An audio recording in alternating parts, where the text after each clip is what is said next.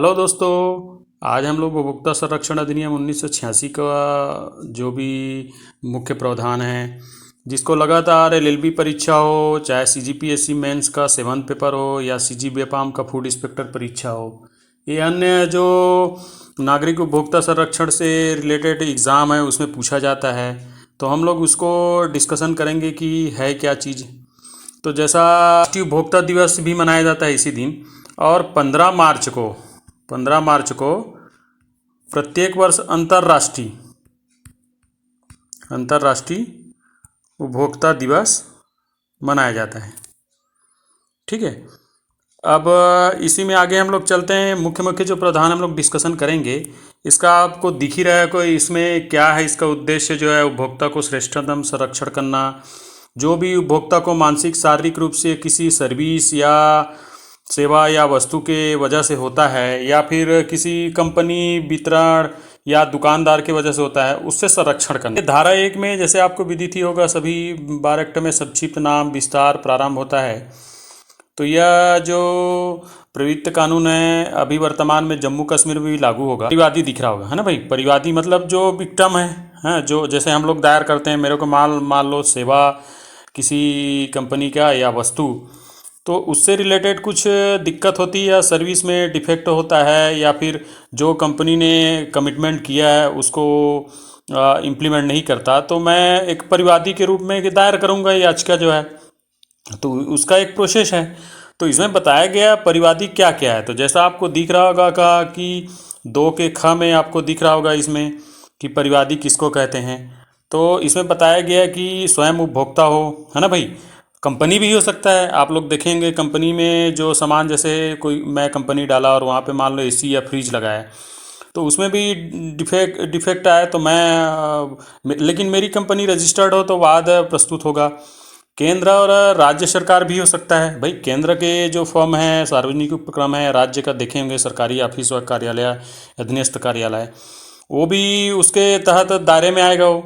और जहाँ बोल रहा है कि ऐसे उपभोक्ता जो वस्तु और सेवा का उपभोग करता हो, है ना भाई। अब देखिए क्या है, वस्तु और सेवा का उपभोग कर रहा है ना भाई। अब जैसे बिल बना है एक्स के नाम से, एक्स की मृत्यु हो गई, तो ऐसा नहीं है कि उसकी वारंटी अभी शेष है या बची हुई है या सर्विस देना अभी पेंडिंग है। तो उस व्यक्ति के जिनके नाम से बिल बना हुआ है या फिर जो उनका मालिक है, उसके मृत्यु होने के बाद ऐसा नहीं है, उसके वारिस जो है वो हकदार रहेंगे, है ना। उस दशा दिशा में क्या है, जो भी उनके उत्तराधिकारी है, विधिक उत्तराधिकारी, उनका वो क्या है, वो वस्तु और सेवा का उपभोक्ता की जो भी कानून है उसको लाभ प्राप्त करने का हकदार रहेंगे, है ना भाई। अब इसी में हम लोग परिवाद के बाद एक देखें प्रयोगशाला। तो प्रयोगशाला अब लैब से रिलेटेड है, तो वही केंद्रीय सरकार से मान्यता प्राप्त रहेगा, वो प्रयोगशाला कहा जाएगा, है ना भाई।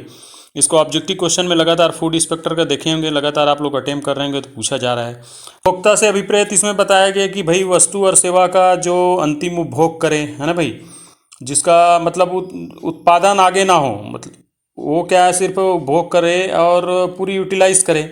ऐसा नहीं है कि आपने ले लिया कंपनी के नाम से, आप कुछ दिन उपभोग किए और बेच दिए, ऐसा नहीं है। रीसेलर नहीं होना चाहिए।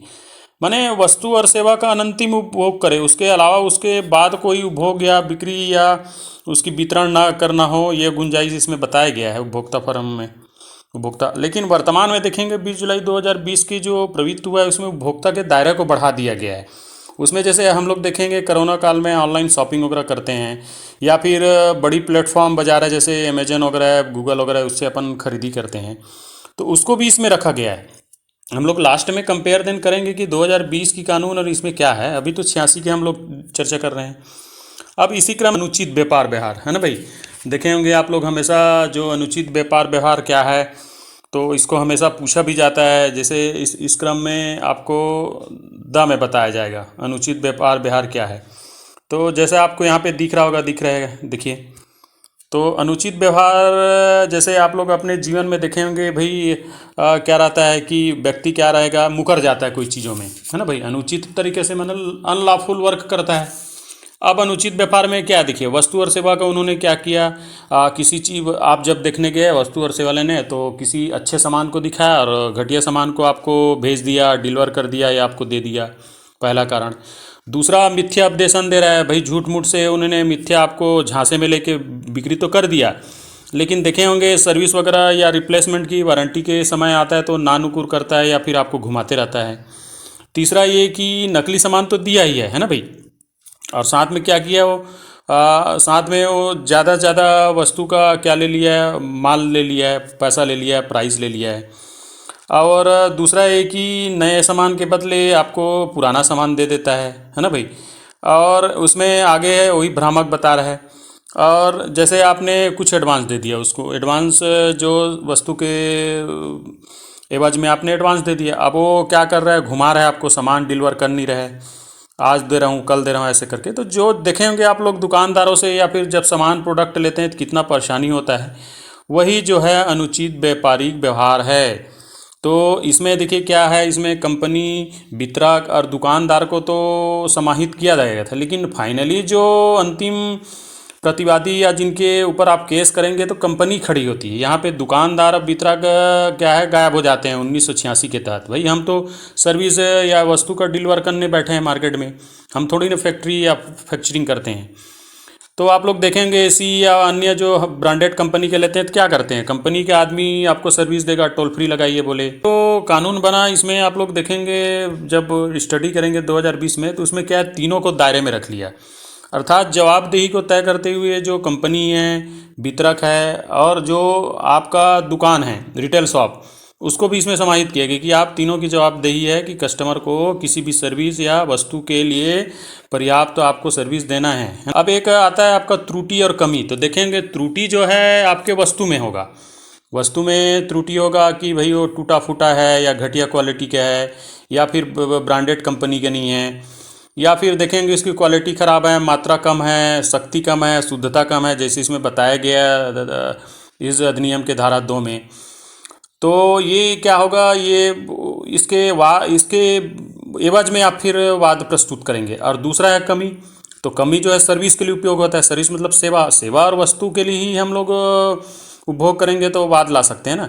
तो कमी में जैसे कम बेसी दे रहा है सर्विस को, भाई 3 वारंटी दिया, 1 वारंटी दिया, 2 वारंटी को ऐसी दे दिया, जो उसमें टर्म कंडीशन था कि सर्विस के अंडर में वो क्या क्या करेगा आपके प्रोडक्ट का, है ना, उसमें शुद्धता, शक्ति, प्रकृति, रीति, वो सबको क्या है ऐसे ही निपटा देता है कि भाई अब कस्टमर को सर्विस तो 3 देना ही टर्म कंडीशन है, तो फॉर्मेलिटी पूरा करता है। तो उस दशा में सेवा में कमी करता है तो भी आप क्या कर सकते हैं, वाद ला सकते हैं।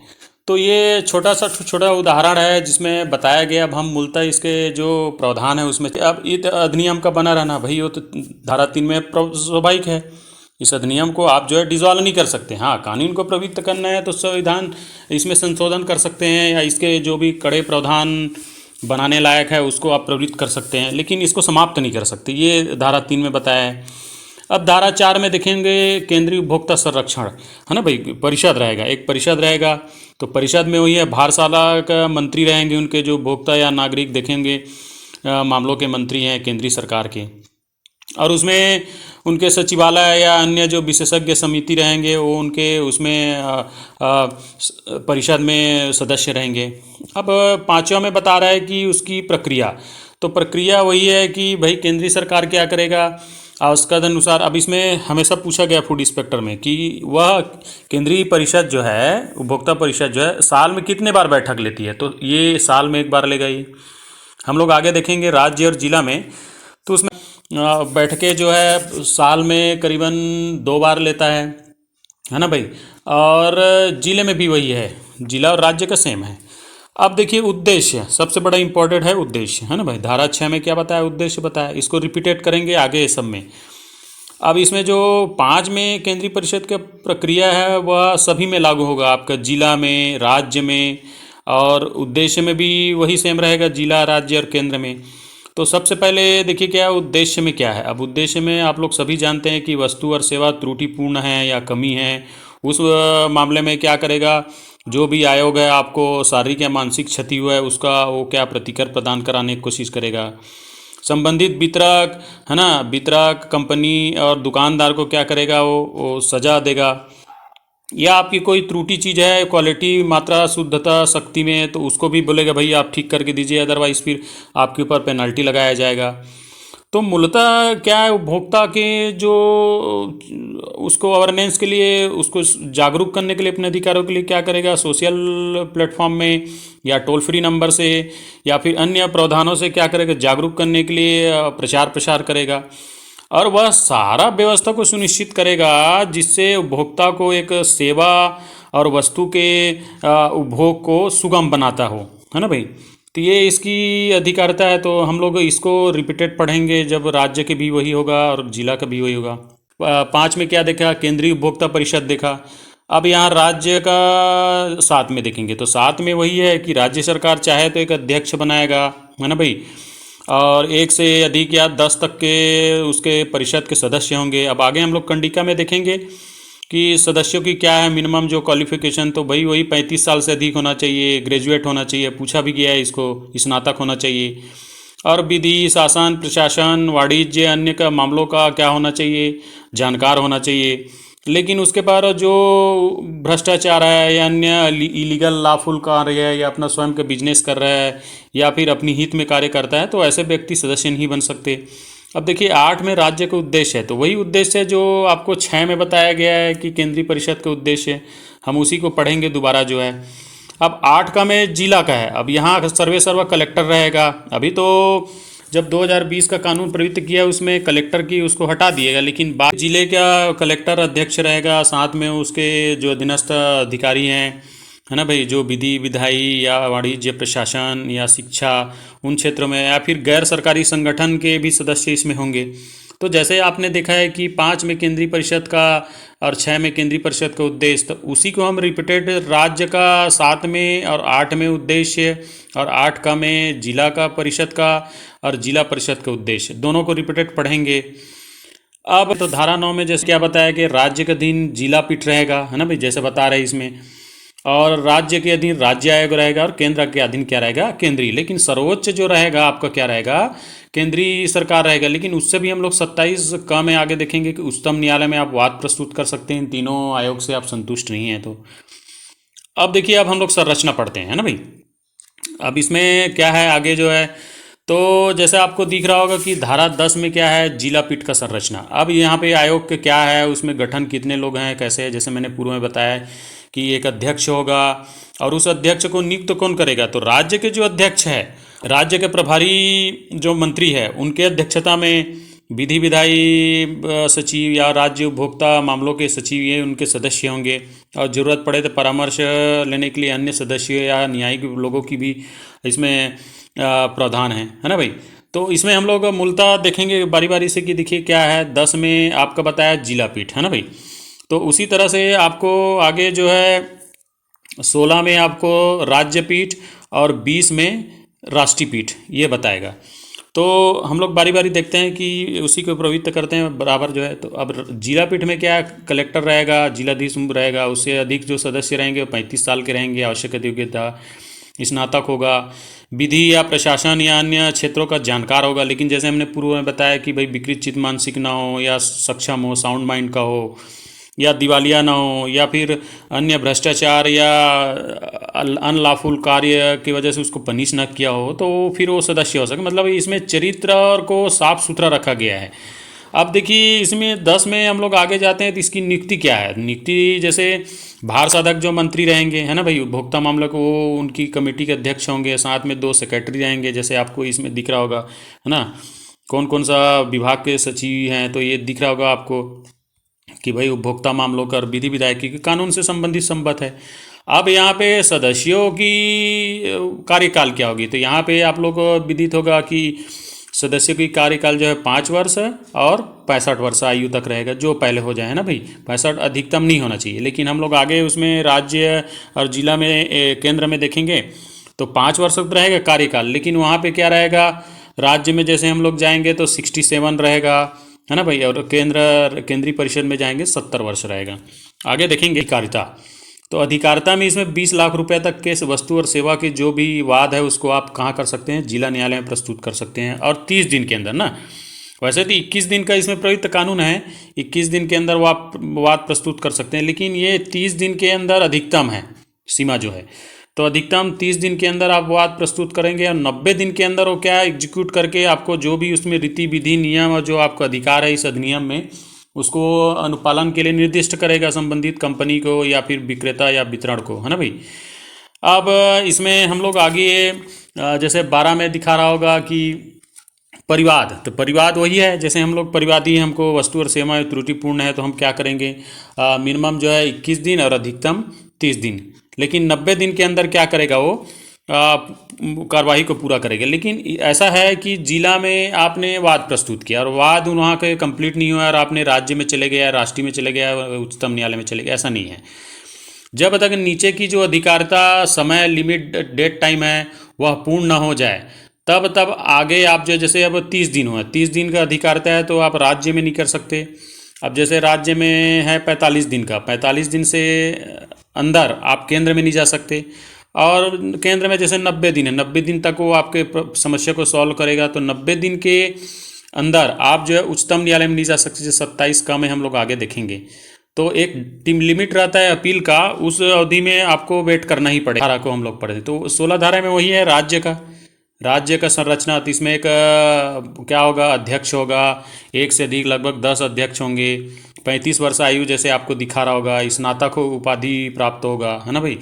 और जो सेम है, मतलब जो जिला में जो सदस्यों की जो आवश्यक योग्यता या निर्भरता है वो इसमें भी लागू, लेकिन अंतर सिर्फ इसमें ये रहेगा, उनकी कार्य अवधि 5 वर्ष रहेगा यहाँ पे और 67 वर्ष अधिकतम रहेगा, है ना भाई।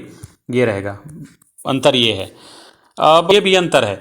तो इसमें क्या है, जैसे राज्य में 20 से 1 करोड़ रुपया तक के, है ना, 1 करोड़ तक के वस्तु और सेवा के जो भी वाद है आप प्रस्तुत कर सकते हैं। लेकिन जिला में क्या था, 20 लाख ही था, है ना, 20 लाख से अधिक आप वाद प्रस्तुत नहीं कर सकते। अब हम लोग राष्ट्रीय में जाएंगे तो 1 करोड़ से आगे है, और 1 करोड़ से आगे यदि आपको संतुष्ट नहीं है तो फिर न्यायालय का दरवाजा है, उच्चतम न्यायालय का, जैसे मैं बार बार बता रहा हूँ। राज्य चाहे तो प्रत्येक जिले में क्या कर सकता है, सर्किट बना सकता है ना भाई, सर्किट न्यायालय बना सकता है और प्रत्येक जिले में बना सकता है। अब वो प्रक्रिया जो भी राज्य का दिन रहेगा। 19 में बताया अपील, तो अपील में हमने बताया कि भाई 30 दिन में आपका राज्य का हो जाएगा, जिला का हो जाएगा, 45 दिन में राज्य का और 90 दिन में आपका केंद्र का। तो वही अपील की प्रावधान को बताया गया। अब हम लोग धारा 20 में चलते हैं। तो धारा 20 में जैसे आपको राष्ट्रीय आयोग दिख रहा होगा, तो इसमें भी सब सेम वही है, एक अध्यक्ष होगा, है ना भाई।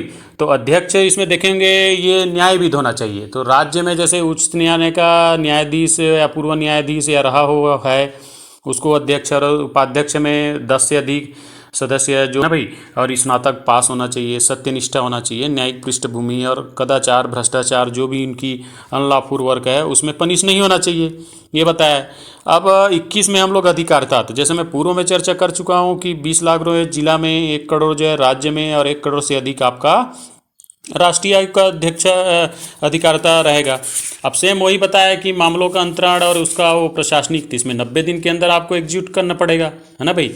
अब इसके बाद समाप्त होता है प्रक्रिया विधि जो है। अब हम लोग इसमें पनिशमेंट का पढ़ते हैं, है ना भाई। तो पनिशमेंट में हम सीधा सीधा आ जाते हैं 25 में। तो 25 में आप लोग देखेंगे जैसे जिला पीठ है, राज्य पीठ है, राष्ट्रीय पीठ है ना भाई। तो उसने क्या किया है, उसने कोई आदेश पारित किया है संबंधित कंपनी या उसको, तो यदि वो आदेश पारित करने का जो प्रतिकूल या क्षति हुआ है या उसको पर्याप्त सेवा नहीं दे रहा है, तो उसमें क्या है, उसके संपत्ति को कुर्क करने का, प्रतिकर देने का प्रावधान गया। जैसे देखिए 1 माह से 3 माह तक के, है ना भाई, जैसे ये दिख रहा है 1 माह से 3 माह तक के यहाँ सजा का प्रावधान बताया गया है, जैसे आपको दिख रहा है 3 माह।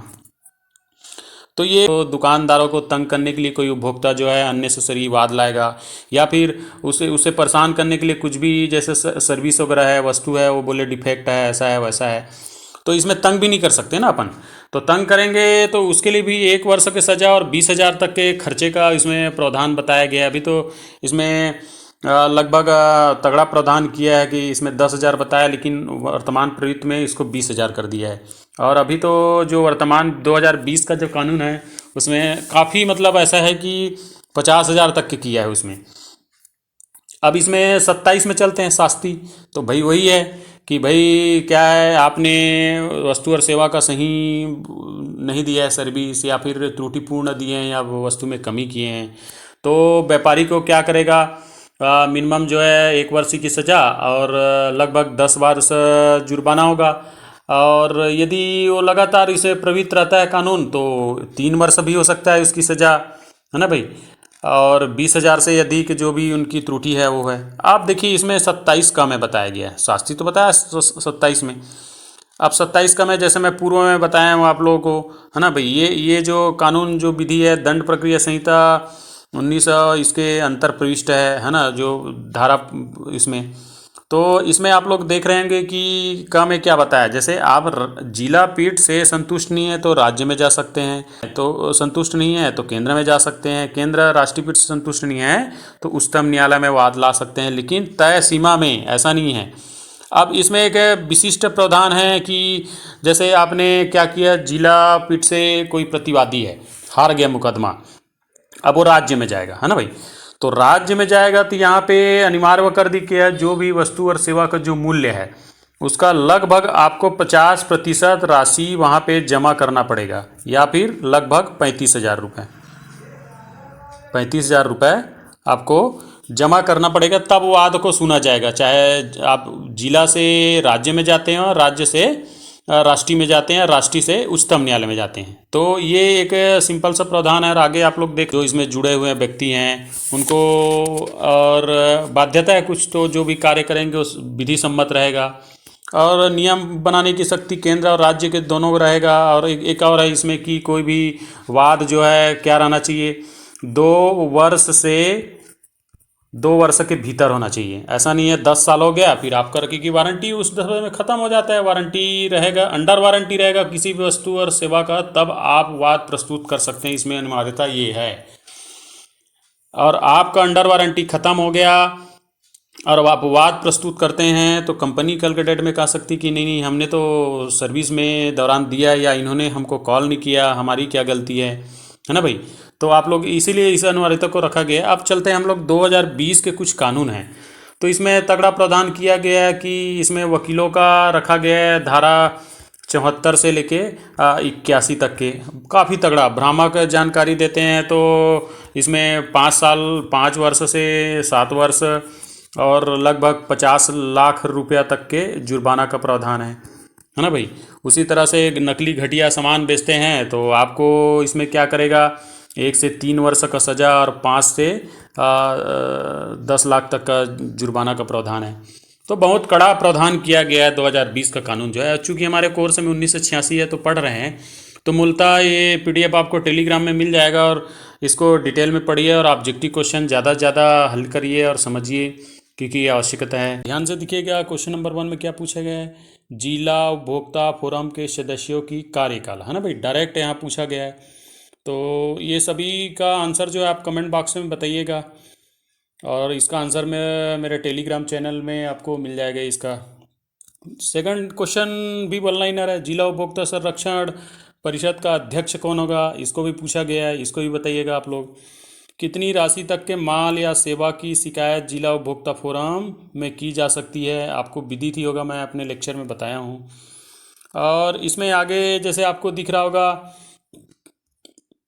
जिला उपभोक्ता फोरम के प्रत्येक कार्रवाई भारतीय दंड संहिता 1860 का धारा में न्यायिक कार्यवाही समझा जाएगा। तो आपको विदित होगा कि 193 में क्या होता है, हमने भाई मिथ्या यदि भ्रामक विज्ञापन या मिथ्या उपदेशन या मिथ्या कारित कर रहा है तो 193 में सजा का प्रावधान है।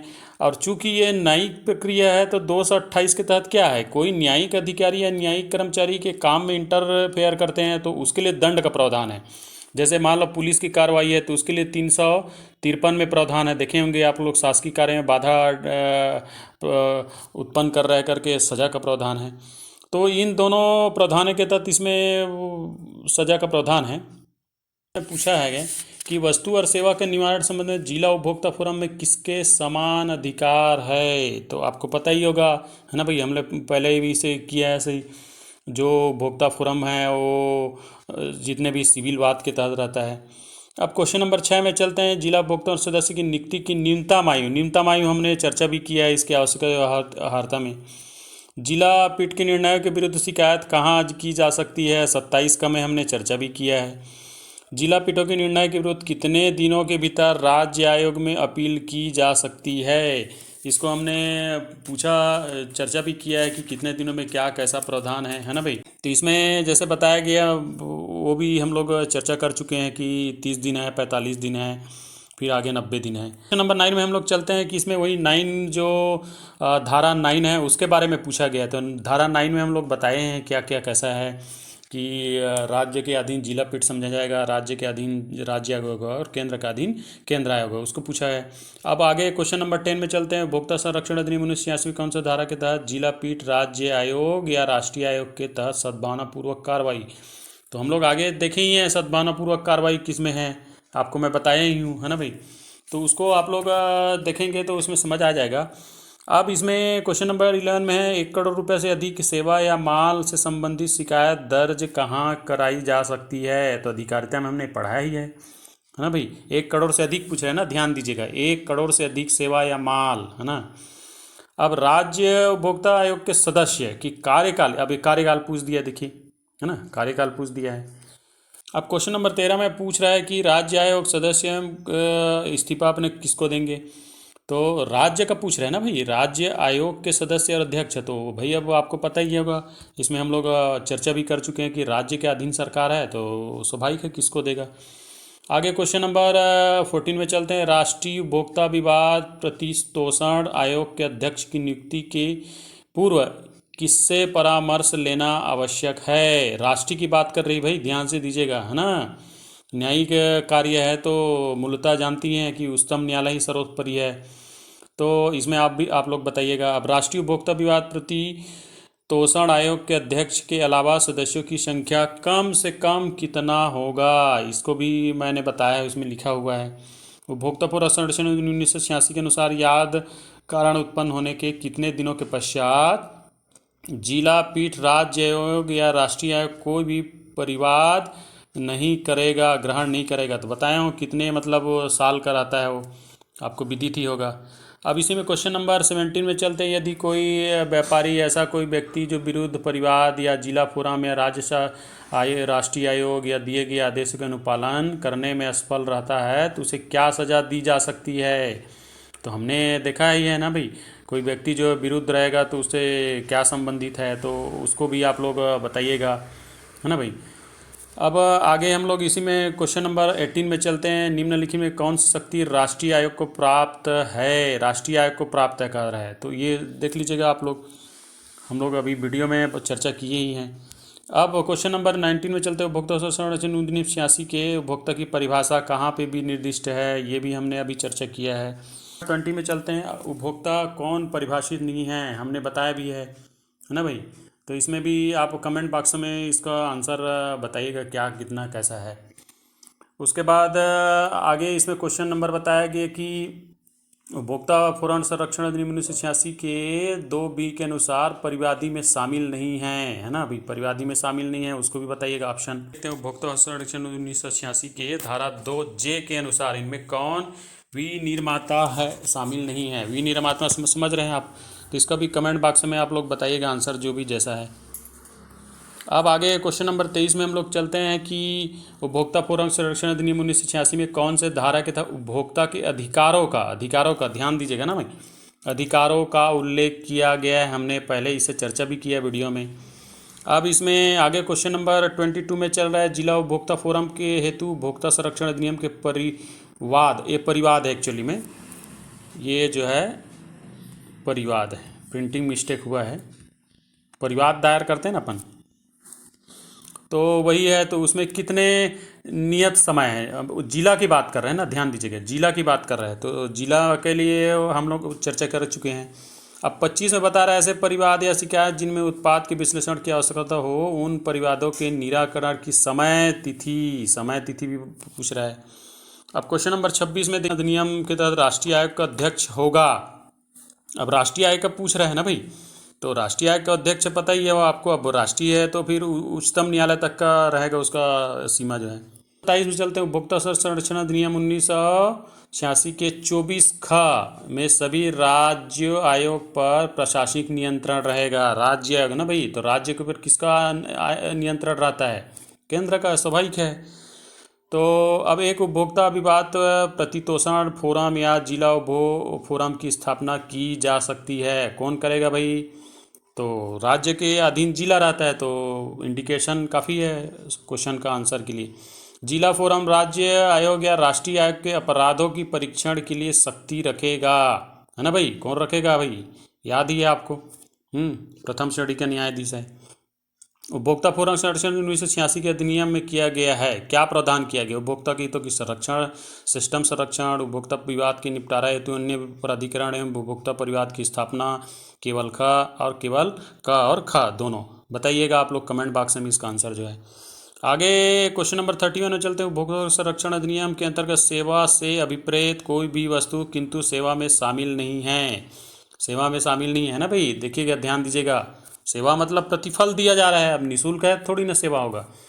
अब क्वेश्चन नंबर 32 में चलते हैं। 86 में जिला पीठ के आदेशों किसी व्यक्ति की हुई हानि के लिए राज्य को खाली स्थान के अंतर्गत अपील करेगा। तो आपको पता ही है क्या है इसमें, है ना भाई?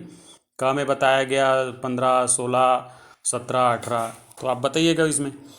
अब क्वेश्चन नंबर 33 में चलते हैं। जिला पीठ, राज्य आयोग, राष्ट्रीय आयोग ने भी में परिवाद ग्रहण करने की समय सीमा है ना भाई? तो समय सीमा बताएं हम लोग, है ना? 2 वर्ष से क्या नहीं हो। अब आगे क्वेश्चन नंबर 34 में चलते हैं। उपभोक्ता पूर्वक संरक्षण 1986 के अंतर्गत माल से अभिप्रेत है। माल से, तो माल विक्रय अधिनियम 1930, माल संविदा 1800, उपभोक्ता पूर्वक संरक्षण 1930 है। मान्य निर्वचन खंड से संबंधित है ना भाई? क्वेश्चन नंबर 35 में चलते हैं कि निम्नलिखित कौन उपभोक्ता पूर्वक संरक्षण 1986 के अंतर्गत उपभोक्ता का अधिकार नहीं है? उपभोक्ता का अधिकार पूछ रहे हैं भाई। अब क्वेश्चन नंबर इसी में आगे चलते हैं। उपभोक्ता पूर्वक संरक्षण अधिनियम जिला पीठ के ऐसे परिवादों की ग्रहण करने की अधिकारिता होगी जहां माल और सेवा मूल्य या दावा प्रतिकल से कोई है तो वह, है ना भाई? उपभोक्ता पूर्वक संरक्षण जिला पीठ की बात कर रहा है, उसकी अधिकारिता को पूछ रहा है ना भाई? धारा 11 को पूछ रहा है, ध्यान दीजिएगा। अब आगे क्वेश्चन नंबर में चलते हैं कि उपभोक्ता संरक्षण अधिनियम निम्नलिखित प्रभावशील नहीं होगा, है ना? प्रभावशील नहीं होगा, देख लीजिएगा आंसर जो है। उपभोक्ता फोरम विवाद में ऐसा कोई विवाद अभिप्रेत है जब वह व्यक्ति जिससे विरुद्ध परिवाद किया गया है, परिवाद में अंतर्विष्ट अभिकथन से क्या मतलब है? इनकार कर सकता है, उसकी प्रतिवाद कर सकता है, दोनों ही अधिकार है व्यक्ति को, है ना भाई? केंद्रीय उपभोक्ता संरक्षण का अधिवेशन देख लीजिए, आगे आंसर कम से कम प्रत्येक वर्ष एक बार, है ना भाई? और निम्न में कि आगे क्वेश्चन नंबर 40 है। निम्नलिखित में किस प्राचीन साहित्य में उपभोक्ता पूर्वक संरक्षण का प्रावधान है? उपभोक्ता संरक्षण कानून लागू हुआ, उसको भी पूछ रहा है भाई। विनिर्माता से ऐसा कोई व्यक्ति अभिप्रेत है? कौन विनिर्माता रहेगा? रिपीटेड क्वेश्चन है। पर इसमें चलते हैं। यदि दावा करता है या फिर किसी विनिर्माता द्वारा बनाए गए वाले, उसका आगे क्वेश्चन है। राष्ट्रीय आयोग के अध्यक्ष की नियुक्ति कौन करेगा? हम लोग चर्चा कर ही चुके हैं, है ना? राष्ट्रीय आयोग की नियुक्ति की धारा 20 में। परिवाद से विपरीत परिवादी द्वारा निम्नलिखित के संबंध में कोई अनुतोष प्राप्त करने की दृष्टि से लिखित में किया गया ऐसा अभिकथन, है ना? इसमें आपको बताना है। अब आगे इसमें क्वेश्चन नंबर 45 में उपभोक्ता संरक्षण पारित हुआ, हम लोग फ्रंट में ही उसको प्रारंभिक में ही उसको चर्चा किए हैं कि कौन सा है करके। अब 46 नंबर, किसी परिवाद के प्राप्त होने पर जिला पीठ की शक्ति, किसी परिवाद की साक्षी समान हाजिर करना, शपथ या साक्षी परीक्षा देना, समुचित प्रयोगशाला किसी अन्य सुसंगत स्रोत के संबंध में विश्लेषण या परीक्षण की रिपोर्ट अपेक्षा करना, किसी साक्षी की परीक्षा की कमीशन निकालना, दस्तावेज करना, देख लीजिए पूरा डिटेल हम लोग चर्चा किए हैं। अब लास्ट क्वेश्चन है, जिला पीठ द्वारा किए गए किसी आदेश से कोई व्यक्ति उस आदेश से विरुद्ध कहाँ जाएगा? 27 का मैं बताया हूँ उस चीज़ को। तो ये ऑब्जेक्टिव क्वेश्चन है, ताकि आपको जो संक्षिप्त में पढ़ें उसका एक विश्लेषण प्राप्त हो सके। और इसी तरह से CGPSC, फूड इंस्पेक्टर या अन्य LLB क्वेश्चन वगैरह में किया जाता है। तो वीडियो कैसा लगा और इसका आंसर जो है कमेंट बॉक्स में ज़रूर बताइएगा। तब तक के लिए थैंक यू।